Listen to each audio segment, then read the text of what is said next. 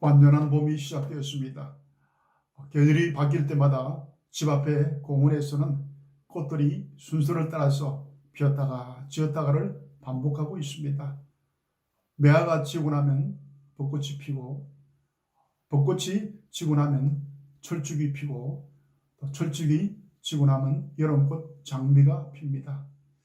장미가 질 때쯤 되면은 가을의 전령인 억새와 코스모스가 자신의 정체성을 드러냅니다.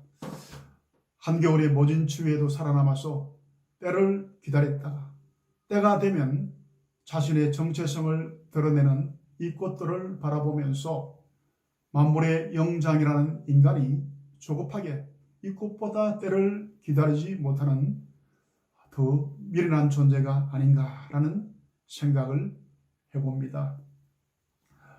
모든 생명체는 그 정체성, 즉 아이덴티티를 가지고 있습니다. 정체성을 깨달을 때 그 본질적인 능력도 드러나는 것입니다.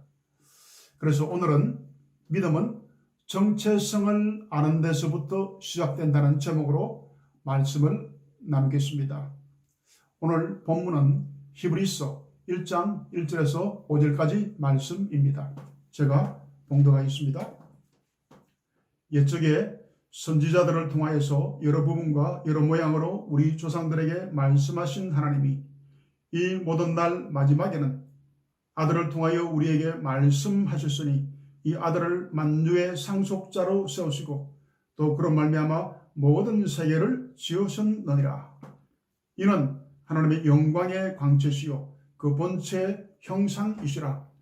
그의 능력의 말씀으로 만물을 붙드시며 죄를 정결하게 하시는 일을 하시고 높은 곳에 계신 지극히 크신 이의 우편에 앉으셨느니라.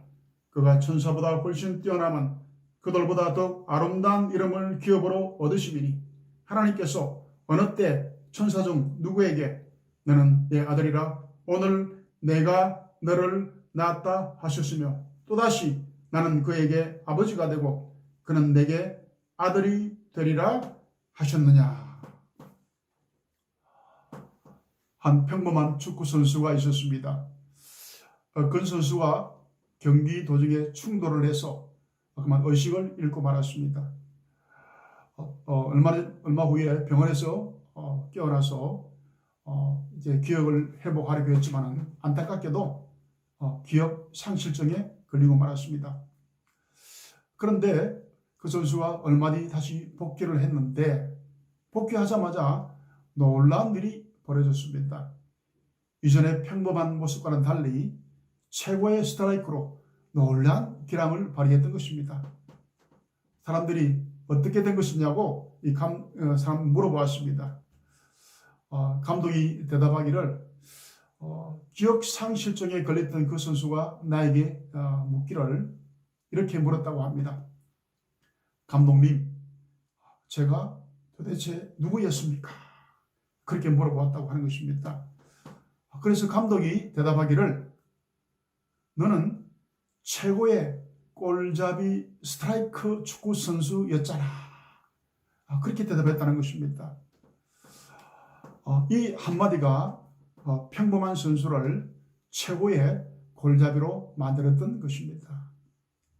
이 에화에서 보건대 자존감을 높이는 말 한마디가 평범한 사람을 변화시키는 능력이 된다는 것을 알 수 있는 것입니다.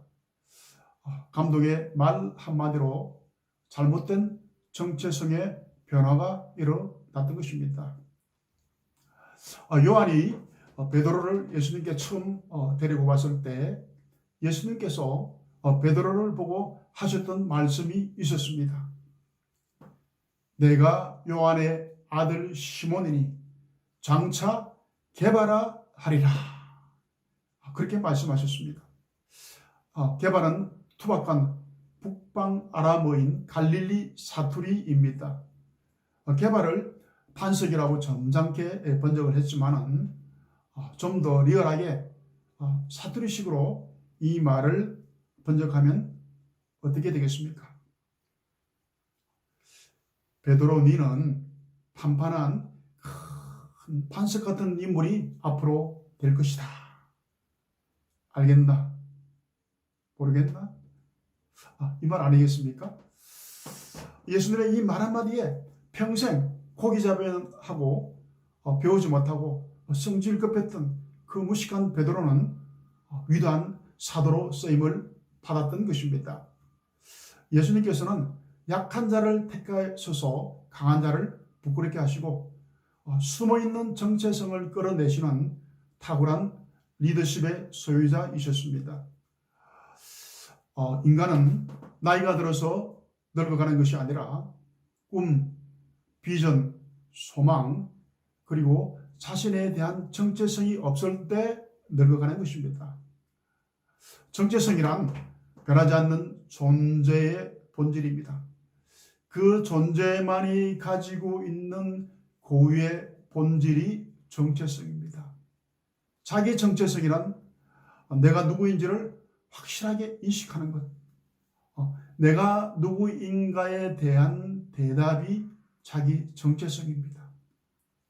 우리가 예수 그리스도를 믿는 그 예수 그리스도의 정체성, 그리고 예수는 누구인가? 그리스도의 정체성은 무엇인가? 그리고 우리가 믿는 그 믿음이란 무엇인가? 라는 질문에 명확하게 대답해 주는 성경이 있습니다. 바로 히브리서입니다. 히브리서는 신약 성경의 믿음의 보물 창고와도 같다고 했습니다. 그것은 히브리서 본문이 예수님이 누구이신지 예수님의 정체성에 대해서 상세하게 정언하고 있기 때문입니다. 그러므로 믿음을 새롭게 정립하려는 분들은 요한복음이 포함된 사복음서 외에 함께 히브리서를 정독하시면 복음이란 복음의 비밀을 캐어낼 수 있을 것입니다. 그래서 이번 주부터 히브리서를 강의합니다. 히브리서 헬라의 원전의 제목은 프로스 에브라이우스, 즉 히브리인들에게라는 뜻입니다. 영어 성경에는 히브루스라고 되어 있지 않습니까? 박해받는 히브리인들에게 보내는 서신입니다.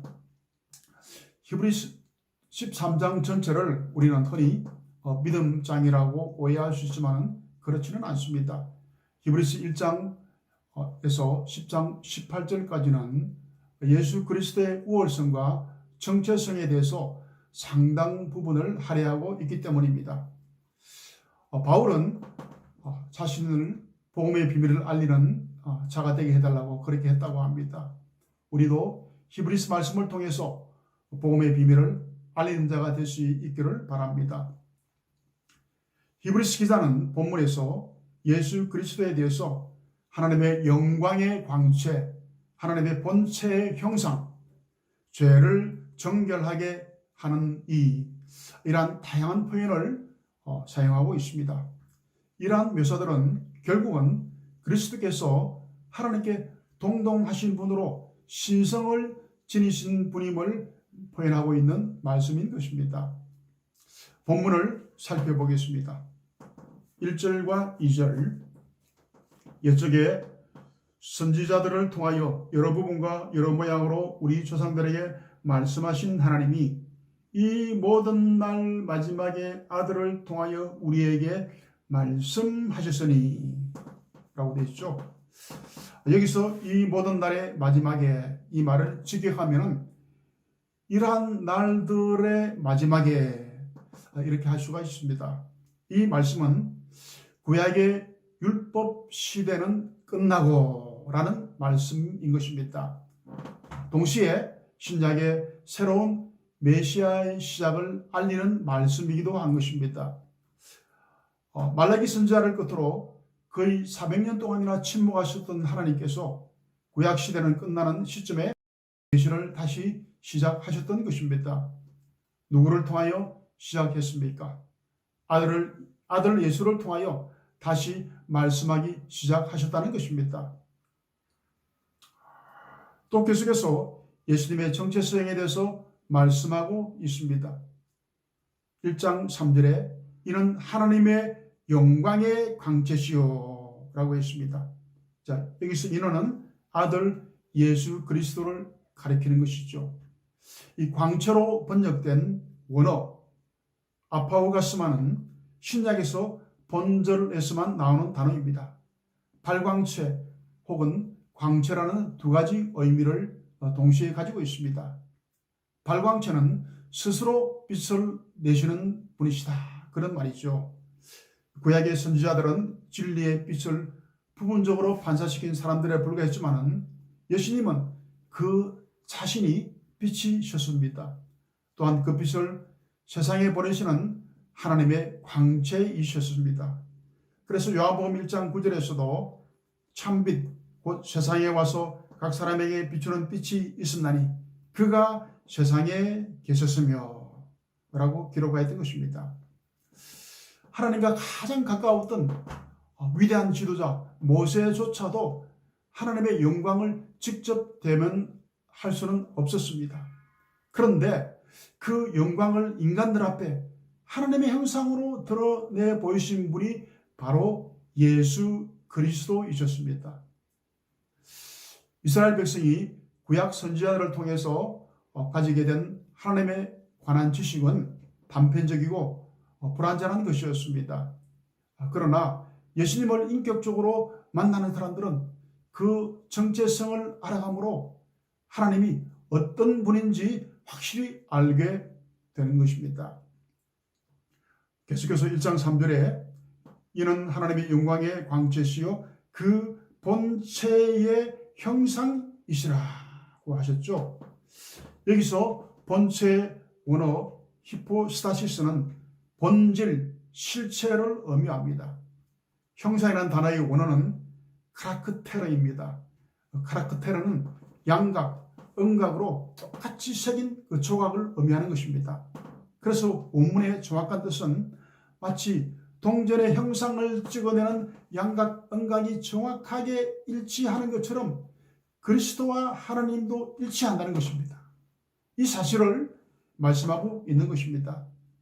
본질 역시 예수님의 본질, 즉 정체성에 대한 정확한 표현을 하고 있는 것입니다. 그래서 요한복음에서 예수님께서는 그리스도를 보는 것이 곧 아버지를 보는 것이다. 나를 본 자는 아버지를 보았다. 나와 아버지는 하나이니라. 그렇게 요한복음에서 반복적으로 직접 말씀하셨습니다. 계속해서 1장 3절에 보면은 그의 능력의 말씀으로 만물을 붙드시며 라고 계속해서 예수님의 정체성에 대해서 말씀하고 있습니다. 여기서 붙드심의 원어의 뜻은 물건을 나른다, 운반한다, 그런 뜻을 가진 동사입니다. 사람들이 어떤 것을 붙들고 운반할 때 손이나 기계의 힘을 이용하는 것처럼 그리스도께서 보이지 않는 힘을 이용하셔서 만물을 다스리신다는 것입니다.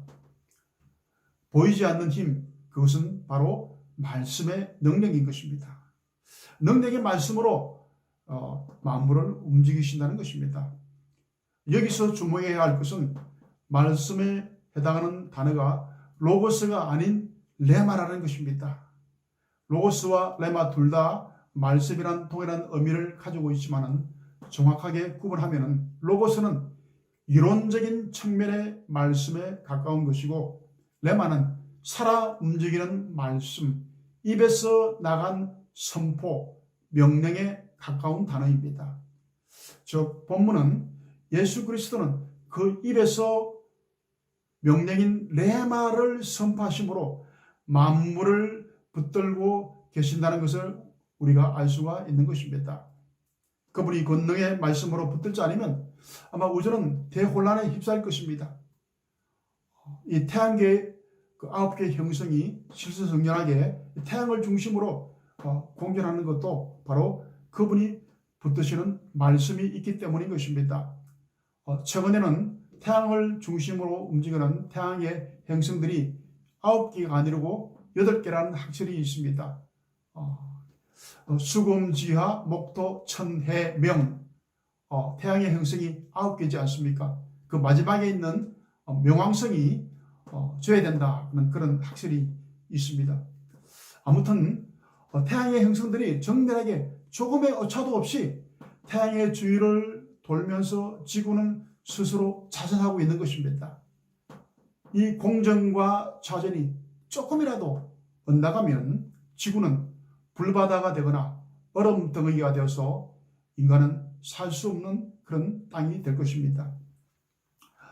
이렇게 지구라는 별에서 인간이 살 수 있는 것은 능력의 말씀으로 만물을 붙드시기 때문인 것입니다. 이 말씀들은 또 예수님이 하나님의 본체, 즉 하나님이시라는 삼위일체설을 뒷받침하고 있는 말씀이기도 합니다.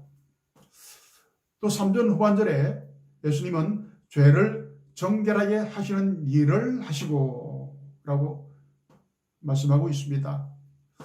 어떤 위대한 성인이, 어떤 종교가 이 죄의 문제를 해결하지 못했습니다. 구약에서 피의 제사 대신에 십자가에서 직접 피를 흘리심으로 단번에 예수님께서 죽으심으로 인간의 죄의 문제를 해결해 주셨습니다. 그래서 요한일서 1장 9절에서 만일 우리가 우리 죄를 자백하면 그는 미쁘시고 어려우사 우리 죄를 사하시며 모든 불의에서 우리를 깨끗하게 하실 것이라고 말씀하셨던 것입니다. 1장 5절에서 하나님께서 어느 때 천사 중 누구에게 너는 내 아들이라 오늘 내가 너를 낳았다 하셨으며 그렇게 다시 한번 자신의 정체성을 말씀하고 있습니다.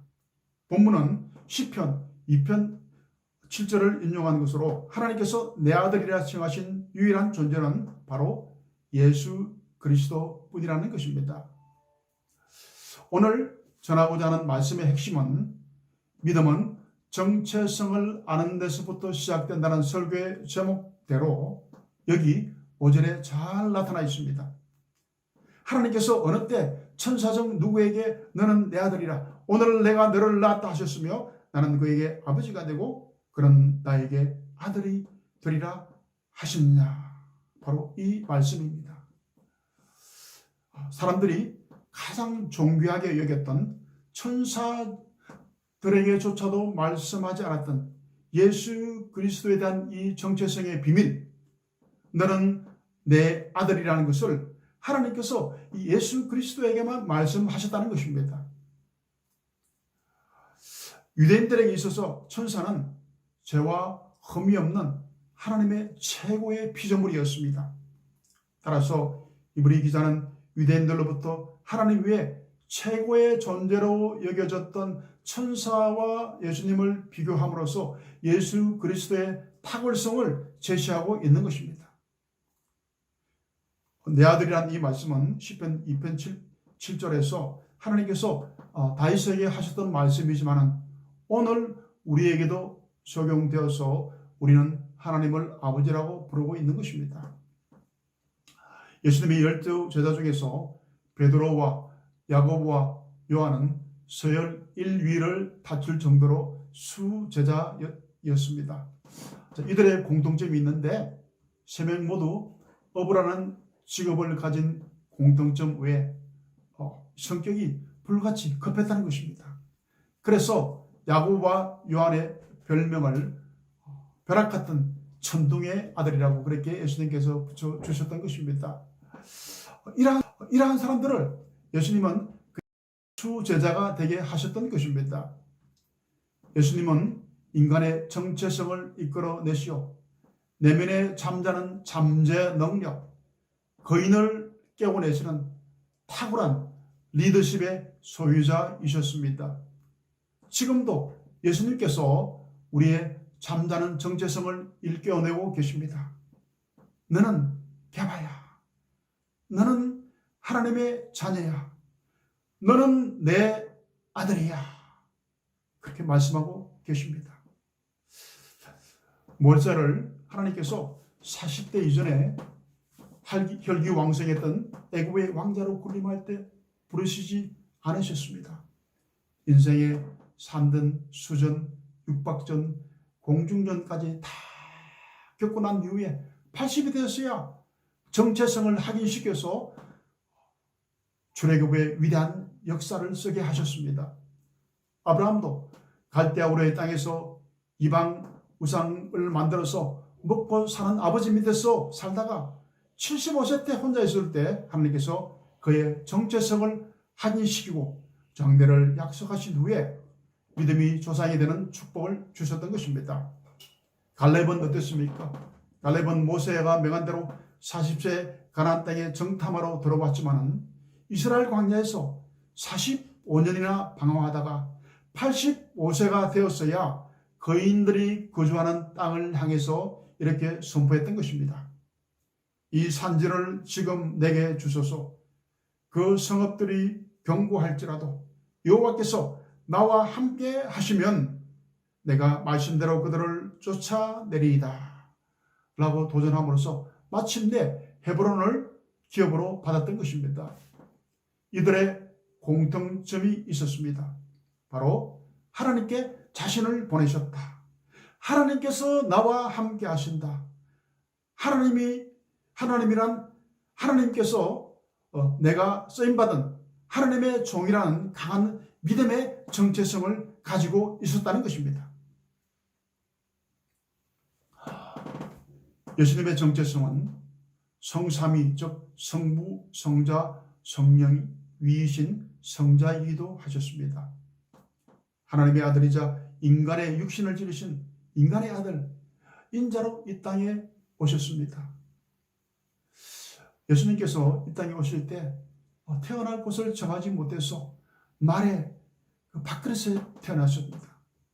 사람들에게 수치와 모욕을 당하시고 그래서 때론 우시기도 하시고 아파하셨습니다. 마지막 육신의 죽음의 순간까지도 인간으로서 당할 수 있는 가장 수치스러웠던 형벌, 십자가에서 외롭게 죽음을 맞이하셨던 예수님. 그 고통의 순간에도 네가 하나님의 아들이거든 너 자신부터 구원해보아라고 마지막 순간까지 조롱당하셨던 예수님. 그가 바로 메시아이신 예수님이셨습니다. 예수님께서 첫 공생의 사역을 시작하시기 전에 세례 요한에게 세례를 받으시고 기도하실 때 하늘이 열리고 하늘부터 소리가 들렸습니다. 너는 내 사랑하는 아들이라. 내가 너를 기뻐하노라. 예수님께서는 이러한 분명한 자신의 정체성을 드러내시고 선포하심으로 자신의 사명을 감당하셨습니다. 우리도 하나님께서 함께 하신다는 하나님의 자녀라는 정체성을 믿음으로 너는 내 아들이란 그 정체성을 붙들고 어떤 상황에서도 흔들릴지언정 결코 넘어지지 않는 믿음으로 세상을 이기시기를 축원합니다. 찬양하겠습니다. 예수님은 누구신가? 오는 자의 위로와 없는 자의 풍성이며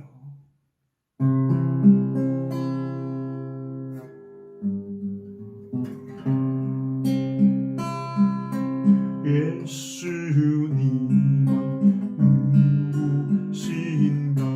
우는 자의 위로와 없는 자의 풍성이며 천한 자의 높음과 잡힌 자의 노임되고 우리 기쁨 되시네. 예수님 누구신가? 약한 자의 강함과 눈먼 자의 빛이시며 병든 자의 고침과 죽인 자의 부활되고 우리 생명 되시네. 예수님 누구신가? 추한 자의 정함과 죽을 자의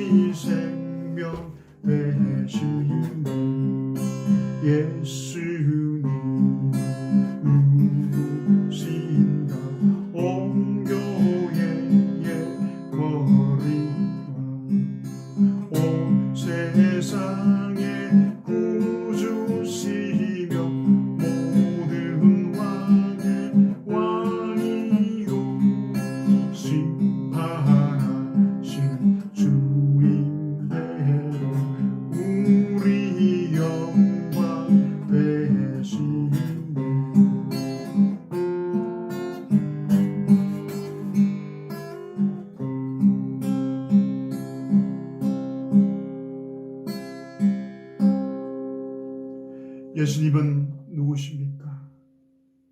우는 자의 위로이십니다. 예수님은 누구이십니까?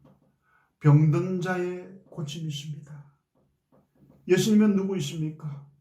죽은 자의 부활되시고 우리의 생명이십니다. 이런 예수님을 다시 찬양하겠습니다. 1, 2절 하겠습니다. 예수님은 누구신가?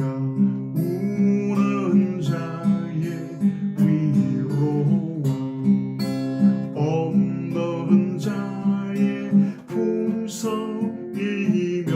전한 자의 높음과 잡힌 자의 노임되고 우리 기쁨 되시니 예수님 누구신가?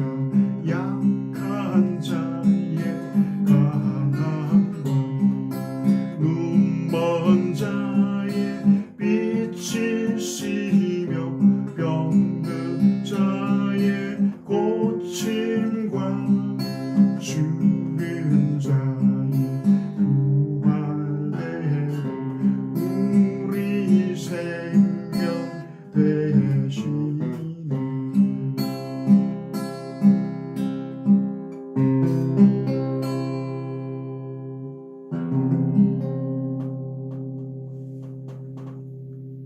기도하겠습니다.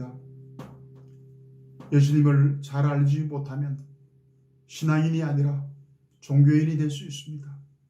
예수님을 잘 알지 못하면 삶에서의 예배와 기도를 소홀히 할 수 있습니다.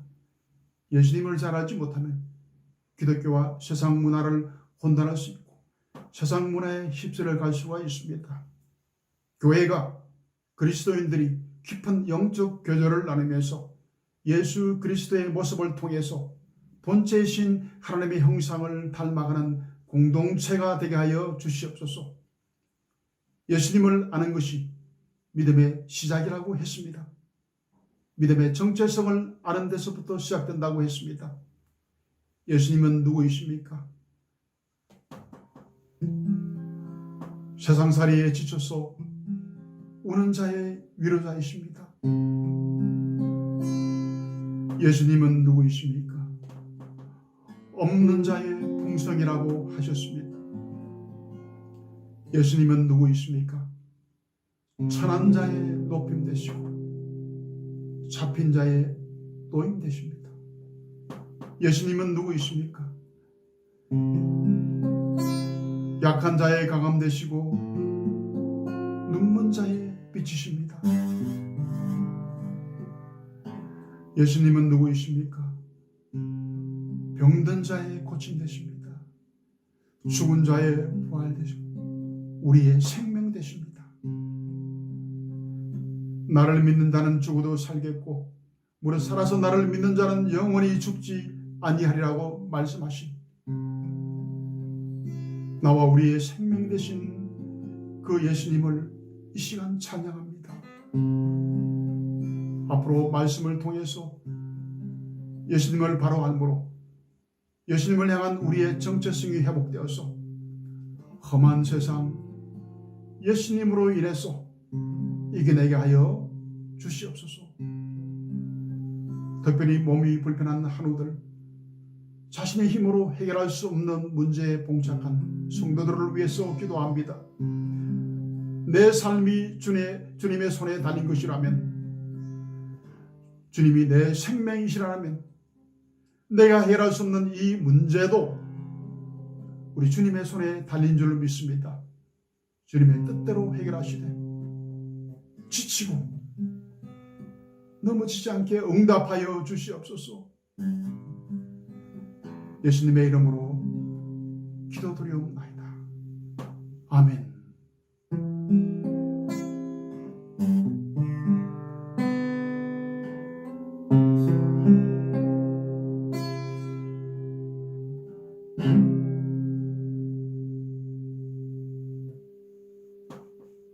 오늘은 믿음은 예수님의 정체성을 아는 데서부터 시작된다는 첫 번째 시간으로 예수님이 누구신지 예수님의 정체성 위주로 말씀을 드렸습니다.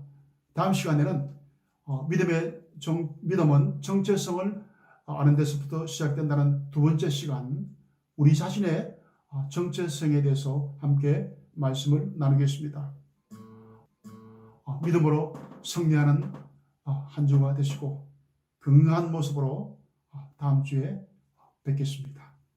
감사합니다.